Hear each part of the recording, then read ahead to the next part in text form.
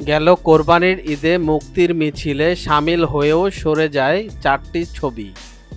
এগুলো হলো নাদান, সর্দার বাড়ির খেলা, পিনিক ও শিরোনাম। পরে শোনা যায় শিরোনাম বাদে বাকি 3 ছবি পূজায় প্রেক্ষাগৃহে আসবে। মাসখানেকের দূরত্ব পূজা। মুক্তির প্রতীক্ষিত ছবিগুলোর খবর জানতে যোগাযোগ করা হয় সংশ্লিষ্টদের সঙ্গে।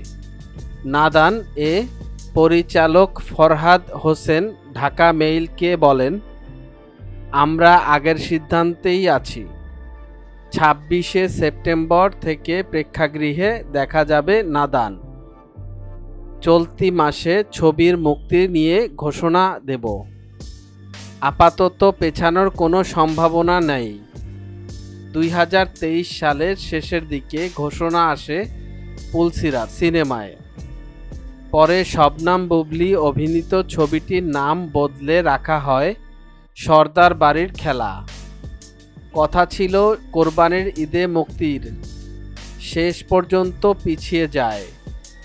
সে সময় জানা যায় পূজায় মুক্তি পাবে, তবে নিশ্চয়তা দিতে পারলেন না পরিচালক রাখাল সবুজ।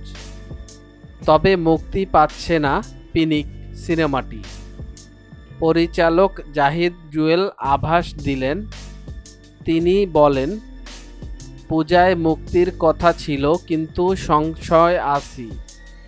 ছবির মুক্তি নিয়ে পুনরায় পরিকল্পনা করতে হবে।